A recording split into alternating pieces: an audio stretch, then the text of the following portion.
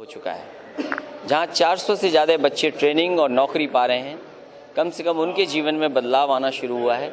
यही आने वाले समय में बड़ी संख्या में छात्र, नौजवान जो पढ़ के आए हैं, जो डिग्री हासिल करके आए हैं या जो और कहीं नौकरी करते होंगे, वो आगे बढ़ने के लिए कम से कम यहाँ आएंगे। ये एक शुरुआत है। लखनऊ जैसे शहर के लिए शुरुआत है। लखनऊ शहर भी ग्रो करेगा, ये संस्था भी ग्रो करेगी। हमारे लिए इतना ही अच्छा है कि सरकार में कम से कम ये चीज़ें पूरी हुई हैं और सामने दिखाई दे रही हैं। सर, क्या आपको लगता है, आपने संबोधन में बच्चों के कहा कि शायद पहली बार हो कि काम करने के बाद सरकार आएगी, क्या आप मानते हैं कि भारत में बिना काम के सरकारें आती हैं? मैं ये बच्चों को जो भाषण का पूरा अंश दिखाना, कभी कभी चैनल वाले आधी बातें दिखाते, आधी वाली नहीं दिखाते हैं। मैंने ये कहा कि सरकारें जो काम करती हैं उनको बार बार मौका मिलना चाहिए काम करने का, और जो सरकारें या जो दल दूसरे वादे भी करते हैं, अंतर्गतवा यही कहते हैं कि हम काम करेंगे, तो कम से कम उसको चुनिए जो काम कर रही है सरकार। सर, एक जो महागठबंधन को लेकर अलग बात, मुलायम सिंह समाजवादी पार्टी ने संतुलन बनाया है। अगर आईटी सेक्टर में काम किया है तो इंफ्रास्ट्रक्चर कैसे बेहतर हो, उस दिशा में भी काम किया है। सर, महागठबंधन को लेकर आपका ओपिनियन क्या है, जबकि मुलायम सिंह जी ने कहा कि हमें कोई जरूरत नहीं है? मैं ये कह रहा हूँ आपको, अगर बाईं तरफ देखोगे तो एक बड़ा स्टेडियम बन रहा है, और दाईं तरफ देखोगे तो अमूल का बहुत बड़ा प्लांट लग करके तैयार हो गया, जिसकी क्षमता है 5 लाख लीटर प्रतिदिन की। तो ये कहीं ना कहीं किसानों के जीवन में परिवर्तन लाने का काम करेगा। यहाँ तो आईटी सेक्टर में पढ़े लिखे नौजवानों का भाग्य बदलेगा।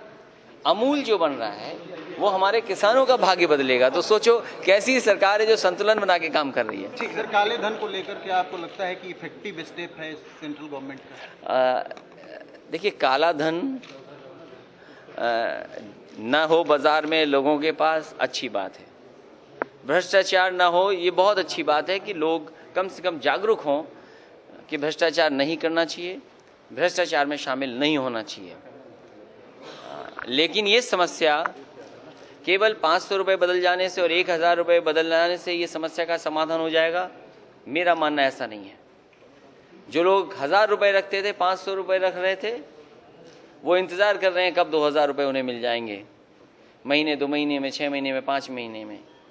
वो चीज़ें उसी तरीके से न लौटें, कम से कम सरकार को उस दिशा में सोचना होगा। मायावती जी ने कहा कि ये सपा बसपा को रोकने के लिए, आर्थिक रूप से पंगु बनाने के लिए कदम लिया गया है। देखिए, औरों को तकलीफ हो सकती है, हमारी पार्टी का चुनाव चिन्ह जानते हो, साइकिल है, और जिसको तकलीफ हो, पैसा नहीं है, वो साइकिल चलाए।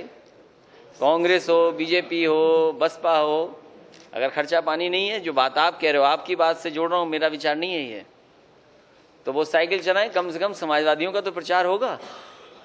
आप साइकिल पे किसको किसको बैठा के लेके चलेंगे सर? अगर आपको बैठना है